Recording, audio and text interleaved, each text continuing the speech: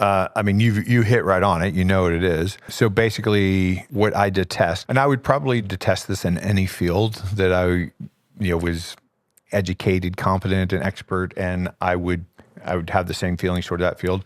The field I happen to know the most is health and wellness, right? So in that field specifically, you're taking a very complex, multifactorial concept, and you're reducing it down to a soundbite and providing absolute certainty that you have the solution. When in fact, nobody in the world has a solution, because there is not a solution. There's 100 solutions, and within those 100 solutions, there's 10,000 subsets of that solution based on different variables, and everything matters.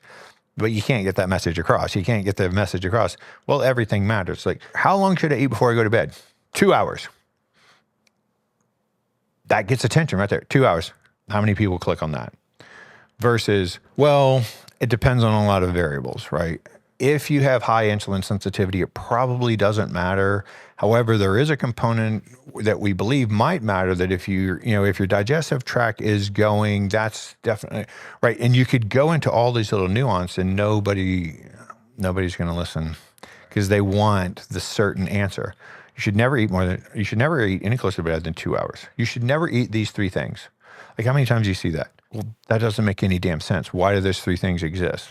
I mean, unless those three things, that you should never eat cyanide, arsenic, or uranium. Okay.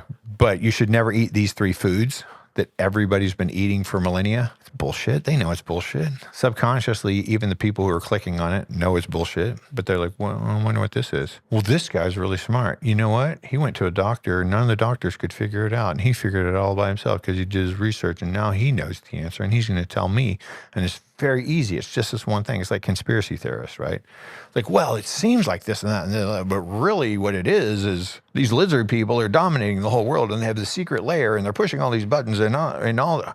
It's a very simple solution to a very complex world, and it brings people comfort to think they can understand it. However, a real frustration is, the fact of the matter is, being healthy is very simple, but it's just not specific enough. And people want to be told that there is a specific trick to it, because if there's a trick, then they don't have to do the work. It's simple, but it's not easy, right? Being healthy is very simple. Eat whole foods, sleep 8 hours a night, exercise daily, control your stress. That's it.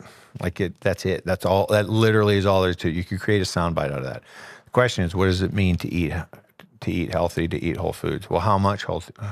Well, should I eat 100% butter? Should I eat 100% bacon? Should I only eat potatoes? Those are all whole foods. Okay, well, all right, there's some nuance to it. You can't just eat potatoes. No, you have to eat something else. Well, that's whole food, right?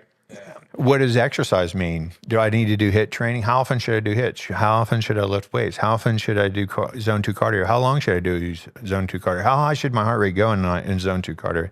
Okay, well, there's nuances to it, like to idealize.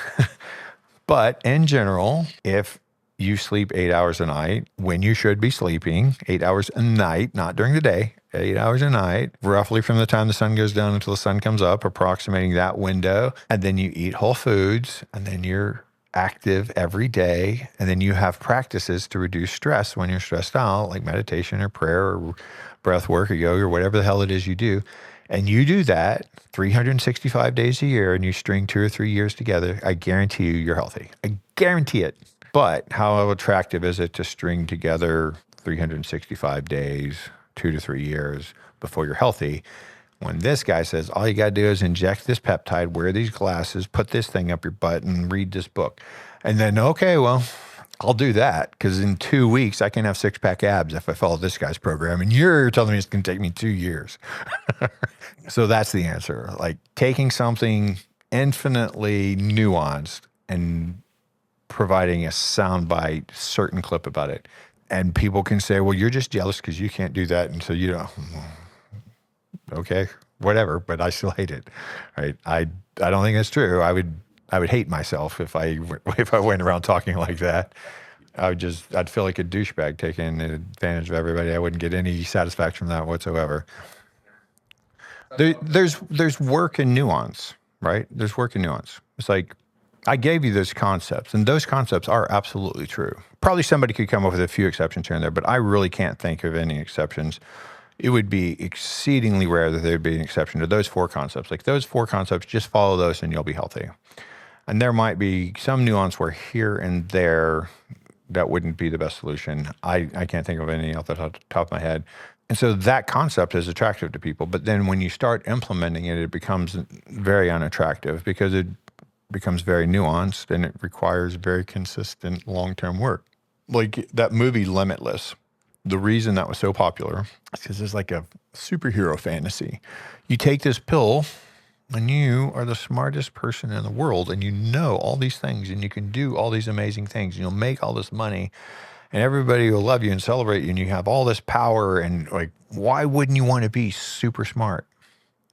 Because you took a pill to get there. And now it's not really you that's smart. It's that pill that's smart. And anybody else who gets that pill is that smart too. And you didn't have to work for it. Now, if you take that pill and you go, I'm 10 times more capable now and I'm going to work as hard as I've ever worked before. Well, then, yeah, that's a great, like, okay, I would be excited about that too. But if you just told, if you just told me, hey, you could have 6-pack abs by pushing this button, well, I'd push the button because I want 6-pack abs, but am I going to be proud of my 6-pack abs? Like, no, right?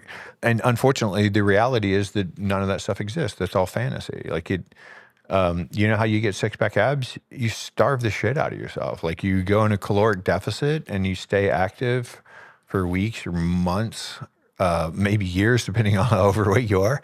Your abs are already there. And once you get rid of all the fat over your abs, you will have 6-pack abs. But people look at that as like some kind of bona fides of like what a good person you are or something. Or, you just be young and you have good genetics and you stay active and you haven't had the opportunity to put fat above your abs yet. And so you have 6-pack abs. But, getting in shape is a long, laborious process. Staying in shape is a long, laborious process. It's not very exciting to do the same 20 or 30 exercises in the gym every week for 30 years. Like that's not super exciting, but it works. And it's not super exciting to eat 20 or 30 foods 350 days out of every 365 days of the year, but it works. It's not very exciting to sleep 8 hours a night from 10 p.m. to 6 a.m., but it works. And you have to do that. So I can tell you the concept and you can go, oh, that's all I have to do. But once you start implementing it, it becomes hard. Everything is a consistency. Can I tell you one thing that you can go say or do right now to Lauren that's going to make sure you have a successful relationship for the rest of your life with this Lauren? Like, no, I could give you a good piece of advice and you could go, it might make her happy and you might get some better sex or have a better connection for the next week or something like that. But guess what? There's a whole lot of weeks after that. And there's a whole lot of days after that. You have to do the right things every day to have a good relationship. And you have to feed yourself every day the right way to have a healthy body. And you have to exercise every day to have the healthy body. And you have to educate yourself every day to get better at your craft. And you have to work hard every day to